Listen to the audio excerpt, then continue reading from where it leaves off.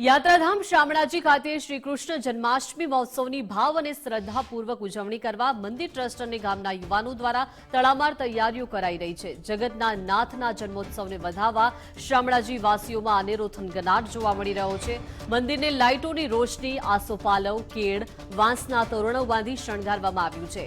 સાથે જ આ વખતે ભગવાન શ્રી કૃષ્ણના જીવન ચરિત્ર ઉપર નાગ દમન, ગોવર્ધન પર્વત દર્શન, કૃષ્ણ ભગવાનને જેલમાં જન્મ જેવી જુદી જુદી ઝાંખીઓ બનાવવામાં આવી છે અને બીજી તરફ જગતના નાથનો જન્મદિવસ ઉજવવા ગામના યુવાનો દ્વારા સમગ્ર ગામને આસોપાલવ તેમજ મટકી બાંધી શણગારવામાં આવ્યું છે।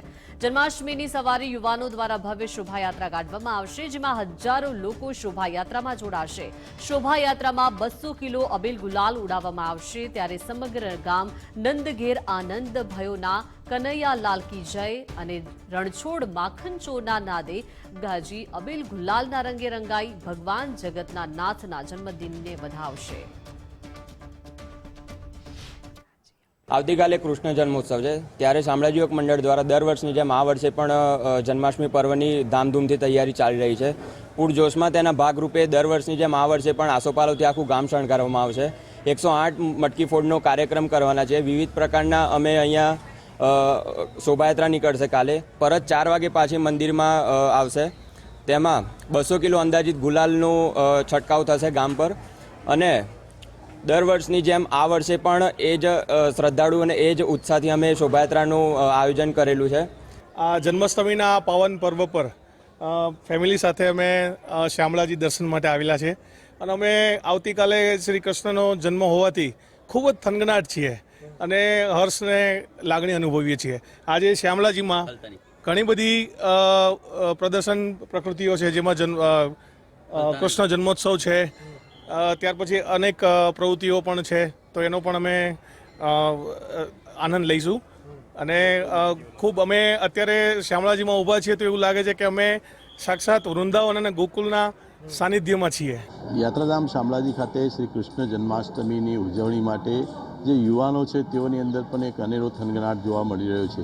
હાલ અત્યારે આપણે યાત્રાધામ શામળાજી ખાતે છીએ। દ્રશ્યોમાં આપ જોઈ શકો છો કે જે યાત્રાધામ શામળાજી ખાતે આવતીકાલે જન્માષ્ટમી મહોત્સવ જે ઉજવવામાં આવનાર છે, તે જન્માષ્ટમી મહોત્સવની અંદર જે યુવાનો છે તેમના દ્વારા સમગ્ર ગામની અંદર એક મોટી શોભા, ભગવાન શ્રી કૃષ્ણની એક મોટી શોભાયાત્રા કાઢવામાં આવે છે। આ શોભાયાત્રામાં લગભગ 100થી વધુ જેટલી મટકીઓ જે યુવાનો છે તે ફોડતા હોય છે અને 200 કિલો જેટલો અબીર ગુલાલની જે છોડો છે તે આ શોભાયાત્રાની અંદર ઉડાડવામાં આવતી હોય છે। ત્યારે આજથી જ જે યુવાનો છે તે આની તૈયારીમાં લાગી ગયા છે અને યુવાનોની અંદર જે આ શોભાયાત્રા છે તે કાઢવા માટે અને ભગવાન જે શ્રી કૃષ્ણનો જન્મોત્સવ છે તેને ઉજવવા માટે એક અનેરો થનગનાટ જોવા મળી રહ્યું છે। ખાસ કરીને યાત્રાધામ શામળાજી ખાતે આવતીકાલે ભાવ અને શ્રદ્ધાપૂર્વક જ્યારે ભગવાન શ્રી કૃષ્ણનો જન્મોત્સવ ઉજવવાનો છે, ત્યારે યુવાનો પણ ભગવાનના જન્મોત્સવ માટે થનગની રહ્યા છે। વિપુલ રાણા, ગુજરાત ફર્સ્ટ, યાત્રાધામ શામળાજી। આવતીકાલે ભગવાન શ્રી કૃષ્ણનો જન્મોત્સવને વધારવા માટે જે યાત્રિકો છે તેઓની અંદર અનેરું થનગાટ જોવા મળી રહ્યું છે। ખાસ કરીને જે કૃષ્ણ મંદિરો છે તે મંદિરોની અંદર ભગવાનનો જન્મોત્સવ ભાવ અને શ્રદ્ધાથી ઉજવવામાં આવનાર છે। યાત્રાધામ શામળાજી ખાતે પણ જે કૃષ્ણ જન્મોત્સવ છે તે ઉજવવા માટે મંદિર ટ્રસ્ટ દ્વારા તડામાર તૈયારીઓ ચાલુ કરી દેવામાં આવી છે। ખાસ કરીને જે કૃષ્ણ જન્મોત્સવના દિવસે જે ભક્તો શામળાજી ખાતે આવી રહ્યા છે તે લોકોને શાંતિથી દર્શન થાય તે માટેની વ્યવસ્થાની સાથે આ વખતે વિશેષ આયોજન કરવામાં આવ્યું છે। મંદિર ટ્રસ્ટ દ્વારા ભગવાન શ્રી કૃષ્ણના જે જીવન ચરિત્ર છે તે જીવન ચરિત્ર ઉપર દર્શાવતી જુદી જુદી ઝાંખીઓ અહીં આગળ મૂકવામાં આવી છે। દ્રશ્યોમાં આપ જોઈ શકો છો કે આ નંદ મહોત્સવની ઝાંખી છે। સાથે સાથે નાગ દમનના પણ અહીંયા દર્શન મૂકવામાં આવ્યા છે। સાથે સાથે ગિરિરાજજી દર્શનની પણ ઝાંખી અહીંયા આ પ્રદર્શન તરીકે મૂકવામાં આવી છે। ત્યારે મંદિર ટ્રસ્ટ દ્વારા આ વખતે એક વિશેષ આયોજન કરવામાં આવ્યું છે। ગામના યુવાનો છે તેઓની અંદર પણ એક અનેરો થનગનાટ જોવા મળી રહ્યો છે। જે કૃષ્ણ જન્મ છે, કૃષ્ણ ભગવાનનો જે જન્મ છે તેને વધારવા માટે મંદિર ટ્રસ્ટ દ્વારા પણ તડામાર તૈયારીઓ ચાલુ કરી પૂર્ણતાના આરે કરી દેવામાં આવી છે। વિપુલ રાણા, યાત્રાધામ શામળાજી,